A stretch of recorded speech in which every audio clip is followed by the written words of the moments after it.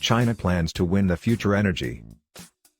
China produces more than half of the world's steel and cement, but its CO2 emissions from just those two industries exceed the total CO2 emissions of the European Union. China wants to establish carbon neutrality by 2060 and reach a peak in CO2 emissions by 2030. Energy regulations are at the heart of China's transition to carbon neutrality because the energy sector accounts for about 90% of the country's greenhouse gas emissions. A new report from the International Energy Agency, IEA, has been released.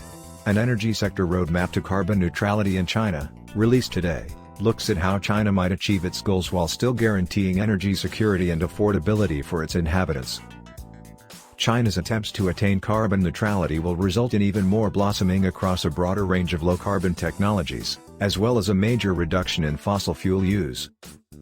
However, the truly heartening news is that our new roadmap demonstrates that China has the means and capabilities to accelerate its clean energy transition, resulting in greater social and economic benefits for the Chinese people while also increasing the world's chances of keeping global warming below 1.5 degrees Celsius, Dr. Birol added.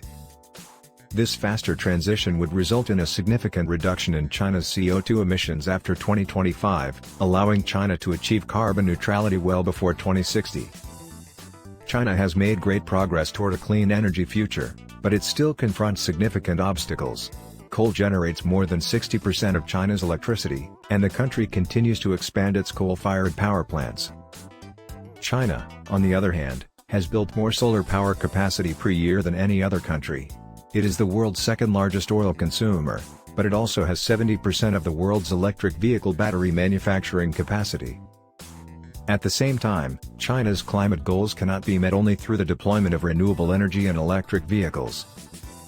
It will have to include ways to deal with emissions from its massive fleet of fossil fuel-based power plants, steel mills, cement kilns, and other industrial facilities. If China's present emissions-intensive energy infrastructure continues to operate as it does now, its CO2 output between now and 2060 will account for one-third of the global carbon budget needed to keep global warming below 1.5 degrees Celsius. The main drivers of emissions reductions between now and 2030 in this pathway are energy efficiency improvements, expansion of renewables and a reduction in coal use. Electricity generation from renewables, mainly wind and solar PV, increases sevenfold between 2020 and 2060, accounting for almost 80% of China's power mix by then. Industrial CO2 emissions decline by nearly 95% by 2060, with the role of emerging innovative technologies, such as hydrogen and carbon capture, growing strongly after 2030. These changes will boost China's labor market, with more new jobs created in growing low-carbon energy technologies than are lost in declining fossil fuel industries. Aside from the major benefits of decreasing climate change's impact, the social and economic benefits include increased prosperity for regions that have not yet completely benefited from China's economic development and a larger net gain in job creation across the country.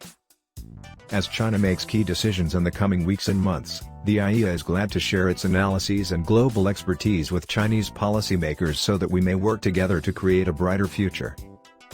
Please like and subscribe to this channel. Thank you.